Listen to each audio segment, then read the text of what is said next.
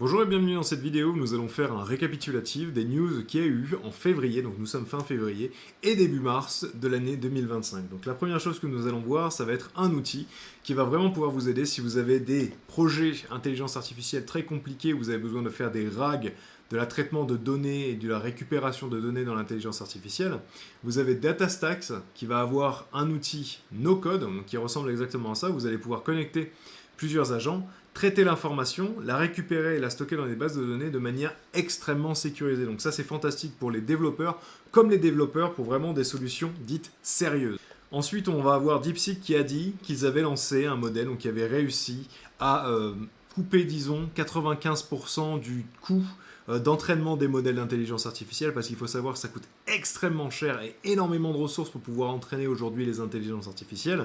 DeepSeek vient d'annoncer qu'ils avaient réussi à faire un modèle d'IA qui est capable de bypasser 95% de tout ça, parce qu'il est capable de traiter 7 Tera de données à la seconde. Donc nous allons voir si c'est vrai, il faut faire très attention avec ça, mais si c'est vrai, ça veut dire que tous les prochains modèles vont coûter beaucoup moins cher et on va avoir une explosion de la qualité des modèles d'intelligence artificielle.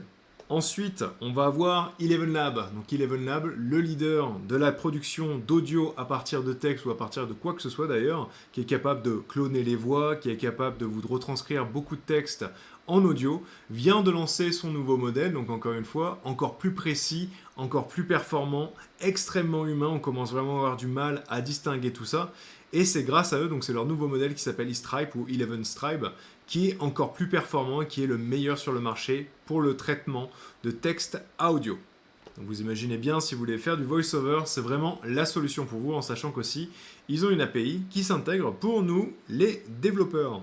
Nous avons aussi IBM, une grosse entreprise qui essaie de lancer, enfin qui a lancé plusieurs modèles aujourd'hui, mais qui continue de pousser sur son modèle open source avec des solutions extrêmement précises et industrielles pour tout ce qui va être la code, la production aussi de langage, comme tout le reste, mais IBM essaie de se faire une place sur le marché.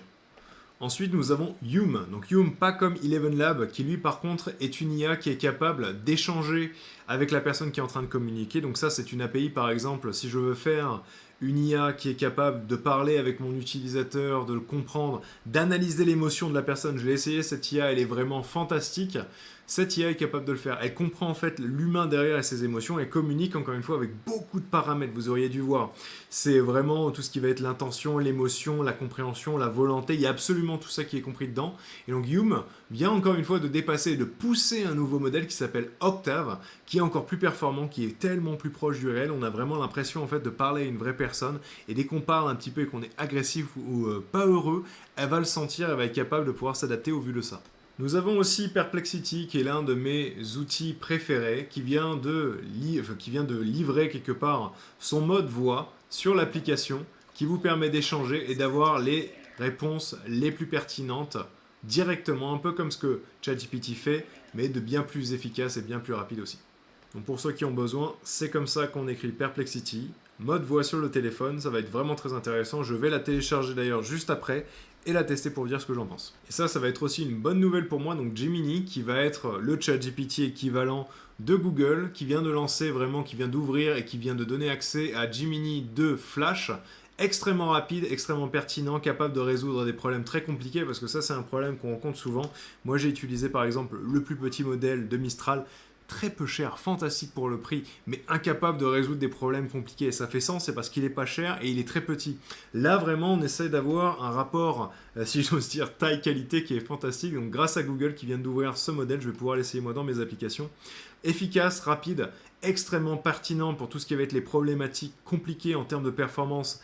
Il est très bon et il est très efficace encore une fois. Donc, moi, j'ai hâte de pouvoir l'essayer. Et toujours dans l'idée, donc ça j'en parle souvent en formation, c'est ChatGPT, il est fantastique pour la rédaction, il essaye de tout faire, le problème c'est quand il essaie de tout faire, le problème c'est qu'il commence à pas être forcément le meilleur dans tout. Donc on se souvient de Sora, fantastique, la création de vidéos, on s'en souvient, ça faisait vraiment des trucs super. Or, il s'avère que, je suis d'accord d'ailleurs avec cet article, Sora commence à se faire dépasser. On a plusieurs modèles d'IA qui sont aujourd'hui capables de faire de la vidéo, qui sont quand même bien plus intéressants que ce que Sora fait, dont par exemple le modèle qui continue de faire carton, qui est le modèle Google DeepMind VO2, malheureusement pas accessible en France, mais qui fait quand même des résultats en termes de vidéo qui est bien plus intéressant. Et ce qui est intéressant aussi, c'est que si Google a un modèle bien plus performant que ça, enfin qui est vraiment fantastique comparé à ce que Sora pourrait faire par exemple, ça veut dire que les autres acteurs de l'intelligence artificielle qui font de la vidéo vont commencer à s'y mettre aussi, et on va avoir des modèles de de mieux en mieux quelque part. Une petite note aussi pour dire que Microsoft vient de lancer Copilot directement sur Apple, donc ce qui n'était pas le cas jusque-là. Maintenant, même les personnes qui ont un Apple vont pouvoir utiliser Copilot de manière complètement sécurisée, parce que même si Copilot, c'est pas le meilleur, il est très sécurisé. C'est pour ça que les grosses entreprises s'en servent beaucoup. D'autant plus que vous pouvez voir la note, on est quand même sur quelque chose de très bonne qualité. En parlant de vidéo, et encore une fois en sachant que Sora commence à se faire dépasser, Adobe, avec toutes les données qu'ils ont pu commencer à entraîner leur propre modèle de génération de vidéos. Donc encore une fois, à voir, il vient d'arriver. Si vous voulez pouvoir le tester vous-même, je vais vous donner le nom. Il s'appelle Adobe Firefly. Donc encore une fois, je vous montre ici. Adobe Firefly. Bien sûr, ce n'est pas gratuit, mais au moins on sait qu'on a un nouvel acteur qui vient d'arriver sur le marché avec Adobe, qui a énormément de ressources, donc je ne serais pas surpris de voir à quel point ils vont faire quelque chose de fantastique. Alors ça va être pour tous ceux qui essaient de faire des applications qui traitent la vidéo et l'audio. Hugging Face, qui va être le leader dans la librairie, enfin c'est eux qui ont absolument tous les modèles open source et la librairie qui les stocke, viennent de lancer une API ainsi qu'un modèle pour pouvoir faciliter le traitement de vidéo et d'audio, enfin de voix. Donc ça va être très intéressant pour moi parce qu'apparemment c'est extrêmement rapide. Ils viennent de faire une belle, là il y a une belle levée de fonds, je vois 4 milliards par exemple, donc hâte de voir ce que ça donne. Ensuite en termes d'outils, on va avoir les mini qui nous propose d'avoir énormément d'agents, donc des spécialistes, c'est des agents, ça va être des IA qui vont être entraînés sur des problématiques particulières. Pour tout ce qui va être l'interaction client, donc comme vous pouvez le voir, ça va être par téléphone, ils essayent vraiment de se placer partout, par téléphone, par email, ils vont aussi se placer sur plusieurs langues, donc encore une fois, centraliser absolument tous les messages pour que ce soit plus simple. Et aussi, comme vous pouvez le voir, ils s'intègrent avec la majorité des outils qu'on va avoir aujourd'hui, ainsi que les différents modèles de communication. Là, je vois email, je vois Slack, je vois aussi WhatsApp, je vois beaucoup de choses. Donc ça, en termes de solutions pour la communication globale, ainsi que la communication téléphonique, ça semble être un super outil qui commence à prendre de l'ampleur et que je pourrais vous conseiller. En sachant que, regardez, encore une fois, on a plein d'événements où là, j'ai un appel qui vient de se lancer, ça me crée un contact directement dans HubSpot, donc qui est mon CRM, et ça lance un agenda directement ici. Donc c'est pas la solution la plus facile, semble-t-il, à intégrer, mais en vrai, dès qu'on a une solution vraiment type entreprise où là, il y a de l'argent à se faire, ça vaut le coup quand même de s'y penser. Donc de plus en plus, on peut aussi voir des IA qui se spécialisent dans le traitement de documents et non pas seulement dans la lecture de documents, encore une fois comme Perplexity, ChatGPT, on donne un PDF, on essaie d'extraire des données. Mais là maintenant, ils essayent de faire ce que j'appelle un petit peu le mode interactif de l'intelligence artificielle, où elle ne fait pas juste, elle va pas juste vous donner des informations, elle va les extraire, ensuite elle va les traiter, les valider, les placer dans une base de données ou les vérifier par exemple pour savoir est-ce que c'est bien la bonne personne ou est-ce que c'est assigné à ça, puis ensuite faire quelque chose. Donc là on arrive aussi encore une fois dans l'ère où l'IA va pas seulement faire quelque chose, vous redonner quelque chose, mais elle va s'intégrer directement dans des workflows, dans des processus existants et d'autres applications qui sont vraiment au sein de votre entreprise pour pouvoir se placer quelque part, encore une fois, dans les processus existants de votre entreprise. Donc c'est vraiment ça qu'on va voir dans les prochaines années. Donc là, il y a aussi à voir, donc moi j'ai vu ça, c'est PopPy AI, donc apparemment on peut juste donner quelques informations très très succinctes et c'est censé nous faire des agents. Donc ça, encore une fois, on peut voir vraiment que les agents sont en train de prendre de l'avance. Absolument tout le monde veut essayer d'en produire pour pouvoir s'intégrer dans les entreprises et faciliter les tâches existantes. Ça semble avoir quand même beaucoup d'utilisateurs et beaucoup de retours positifs. Donc encore une fois, à garder un œil si vous avez des problématiques d'agents. Donc d'agents IA, des IA qui vont pouvoir vous aider à réaliser, à faciliter des tâches. Pourquoi pas essayer celle-ci? Ça, c'est quelque chose qui m'a surpris aussi, donc j'ai vu cette information. Semble-t-il que les voitures autonomes, tous les jours, tous les mois, par semaine, on peut voir, ça c'est le nombre d'utilisateurs, de riders, si on veut, par semaine. Donc ça a vraiment augmenté, ça a vraiment pris, ça existe surtout aux États-Unis, on peut voir à Los Angeles par exemple, c'est en train mais vraiment d'exploser. Donc là on va voir vraiment aussi le côté de l'intégration de l'intelligence artificielle dans ce que j'appelle le hardware, tout ce qui va être les systèmes embarqués comme ça. C'est vraiment en train de prendre, mais j'ai vu les personnes qui sont revenues de Los Angeles d'ailleurs qui m'en ont parlé. Impressionnant ce qui est en train de se passer vraiment au niveau de l'IA, au niveau de la robotique aussi, c'est quand même très intéressant. Aussi à savoir, donc, encore une fois, on s'inquiète pas, il faut savoir que les puces quantiques et tout ça, on va pas s'en servir pour faire du jeu vidéo, hein, je préfère vous rassurer. Il faut savoir que Amazon vient de sortir sa première Quantum Computer Chip, donc c'est le computing quantoriel, je sais plus exactement comment on dit en français. Mais ils viennent de la sortir, ça semble être quand même très précis et beaucoup plus rapide. Donc à voir encore une fois qu'est-ce qu'on va pouvoir en faire. C'est pas parce qu'ils l'ont créé que c'est encore utilisé, mais on sait maintenant que qu'ils viennent de la sortir. Donc ça veut dire qu'ils ont quand même dû bosser beaucoup et qu'ils sont beaucoup en avance sur le reste. Donc hâte de voir qu'est-ce qu'ils vont pouvoir en faire et l'intégrer dans différentes industries.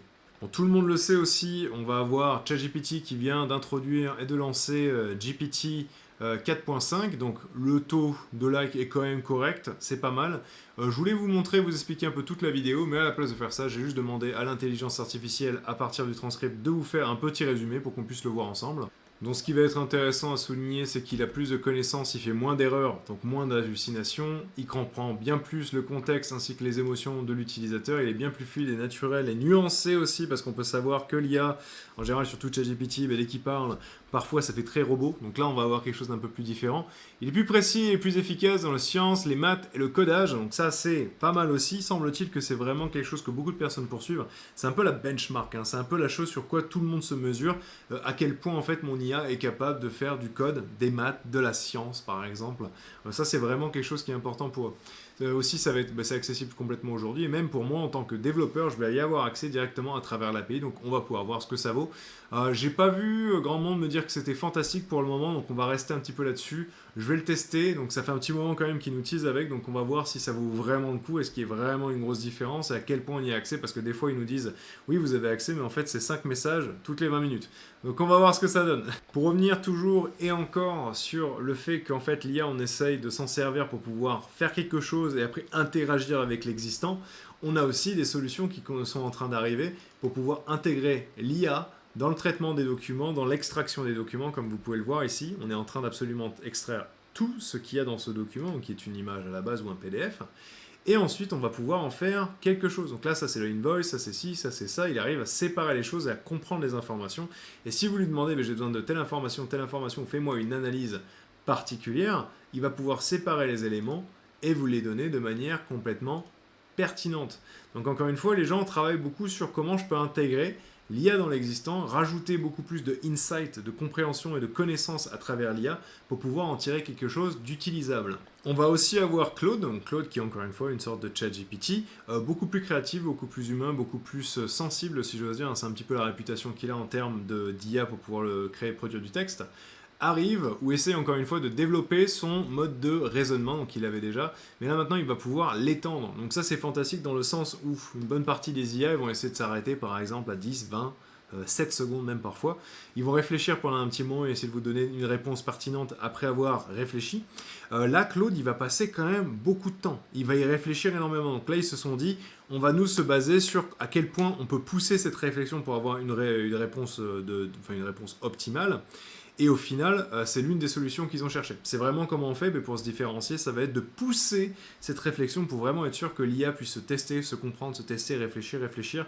Là où d'autres, par exemple, encore une fois, pour une limitation des coûts, va essayer de chercher à aller beaucoup plus bas. Encore une fois aussi, on peut voir, dès que vous placez là, regardez Claude, au niveau de son modèle de raisonnement, on est quand même sur quelque chose de bien meilleur qualitatif. C'est vraiment ça qu'il recherche. Combien de temps on peut passer pour pouvoir augmenter la qualité de la réponse ? Et enfin, on finit un petit peu sur les éléments marrants. On peut voir que Meta est en train de lancer sa prochaine paire de lunettes à réalité augmentée. Donc ça va être intéressant. Déjà, c'est un peu plus portable que ce qu'il y avait avant. Ensuite, on va voir, donc là, c'est lancé. On peut avoir Sam Altman, qui est le gars qui s'occupe de OpenAI. Ils viennent de le lancer. Ça va être pas. Mais on peut voir aussi qu'il parle beaucoup du prix et du coût de ces modèles, donc à savoir que ça va quand même coûter très très cher de lancer et de continuer d'avoir ChatGPT 4.5. Donc c'est tout pour nous. Il y avait quand même beaucoup d'actualités cette année 2025. On peut voir que les gens ils veulent pas laisser passer, ils veulent continuer d'avancer, ils veulent vraiment se baser sur des solutions qui s'intègrent, qui existent, des agents qu'on puisse intégrer dans les processus existants des entreprises pour pouvoir gagner en productivité, en efficacité, en automatisation. Donc là c'est vraiment la bataille. La bataille pour l'année 2025, ça va être les agents, les processus, enfin les processus, d'intégrer en fait l'IA dans les processus, ça va vraiment être ça qui va être pertinent aujourd'hui qu'on va voir dans l'année 2025. On peut voir que déjà on n'est que février, on vient de finir le mois de février. Il y a beaucoup de choses et il y a énormément d'éléments, beaucoup d'outils qui viennent de sortir, des gros acteurs qui commencent à lancer des choses qui sont quand même intéressantes.